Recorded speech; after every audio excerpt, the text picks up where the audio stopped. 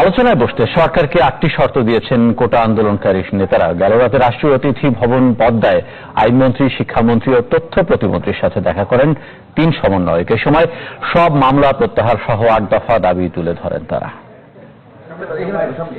শুক্রবার গভীর রাতে রাষ্ট্রীয় অতিথি ভবন পদ্মায় বৈষম্য বিরোধী ছাত্র আন্দোলনের 3 সমন্বয়ক।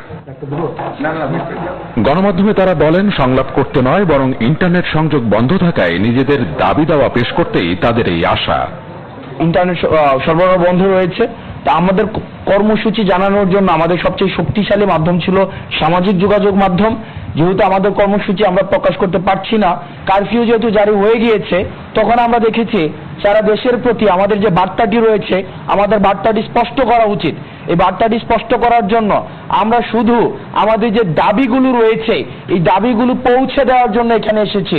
এবং এ সময় সরকারের 3 মন্ত্রী প্রতিমন্ত্রীর কাছে তুলে ধরা 8 দফা দাবি গণমাধ্যমে জানান বৈষম্য বিরোধী ছাত্র আন্দোলনের নেতারা।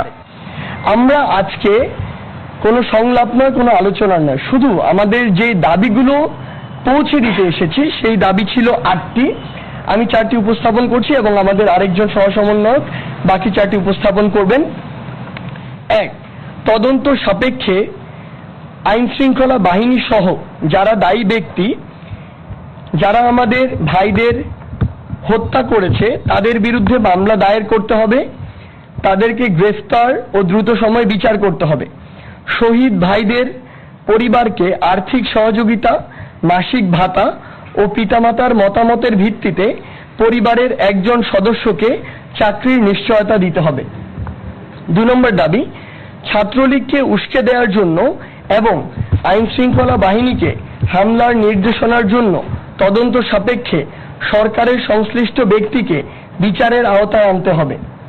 3, বিশ্ববিদ্যালয়ের আবাসিক হলগুলোতে প্রশাসনিকভাবে সিট বরাদ্দ দিতে হবে, সন্ত্রাসী কার্যক্রম বন্ধ করতে হবে এবং ছাত্র সংসদ চালু করতে হবে।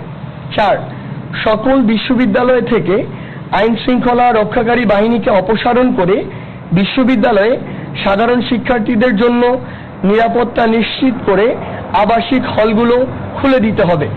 5, ছাত্রলীগ এবং যুবলীগের নেতৃত্বে যারা ঢাকা বিশ্ববিদ্যালয় সহ দেশের বিভিন্ন শিক্ষা প্রতিষ্ঠানে সাধারণ শিক্ষার্থীদের উপর অতর্কিত হামলা ও নৃশংসতা চালিয়েছে, তাদের দ্রুত বিচারের আওতায় নিয়ে আসতে হবে।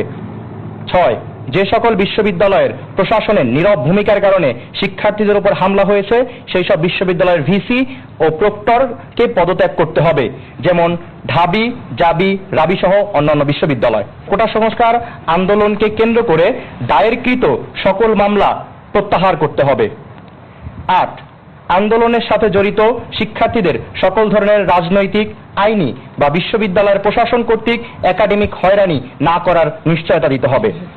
কোটা সংস্কার আন্দোলনে নিহতদের জন্য শনিবার দোয়া কালেবাস ধারণের কর্মসূচি ঘোষণাও করেন তারা। আমরা সবশেষে আহ্বান জানাতে চাই সবাইকে, আমাদের চলমান যেসব কার্যক্রম রয়েছে, আগুন সন্ত্রাস, রাষ্ট্রীয় যেসব জানমাল, যেসব ক্ষতি সাধন করা হচ্ছে, সেগুলোর সাথে বৈষম্য বিরোধী ছাত্র আন্দোলন কখনোই সমর্থন করে না। পরে আইনমন্ত্রী বলেন, শিক্ষার্থীদের দাবি যৌক্তিক, বাস্তবায়ন কঠিন নয়।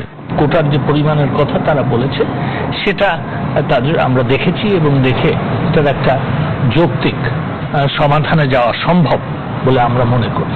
এইটুকুই। নীল মাহবুব, চ্যানেল 24, ঢাকা।